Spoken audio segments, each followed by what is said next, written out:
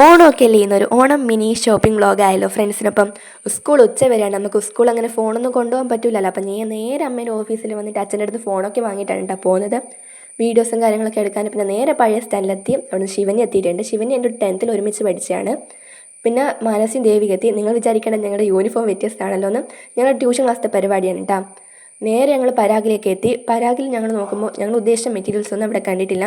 നേരെ അവിടെ നിന്ന് ഇറങ്ങി. ഞങ്ങൾ ട്യൂഷൻ ക്ലാസ്സിലെ ഗേൾസ് സെറ്റ് സാരിയും പിന്നെ ബ്ലൗസും ഒരേപോലത്തെ ആക്കാമെന്ന് വിചാരിച്ചിട്ടുണ്ട്.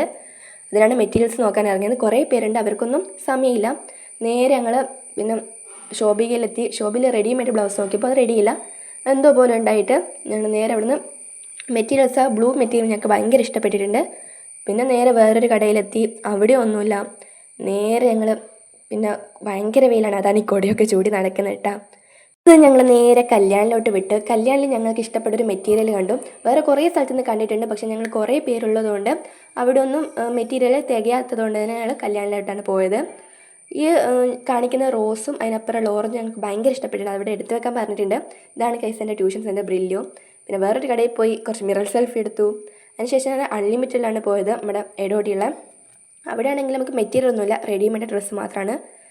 പിന്നെ കുറച്ച് മിറർ വീഡിയോസൊക്കെ എടുത്ത് അവർ രണ്ടാളും പോകുന്ന കേട്ടോ. അവർ ടാറ്റ അയച്ചു, ബായ് പറഞ്ഞു. പിന്നെ ഞാനും ശിവനിയും മാത്രം. ഞങ്ങൾക്ക് നല്ല വിശക്കുന്നുണ്ട്. അവർ ഫുഡ് കഴിച്ചിട്ടാണ് വന്നത്, പക്ഷേ ഞങ്ങൾ ഫുഡ് കഴിച്ചിട്ടില്ല. നേരെ ഒരു പപ്സും ലൈമും ഓർഡർ ചെയ്ത് കഴിച്ച്. സോസ് വെച്ച് കഴിക്കാൻ അടിപൊളിയാണ് കേട്ടോ. പിന്നെ വെറുങ്ങനെ സോസ് കഴിക്കാനും അടിപൊളിയാണ്.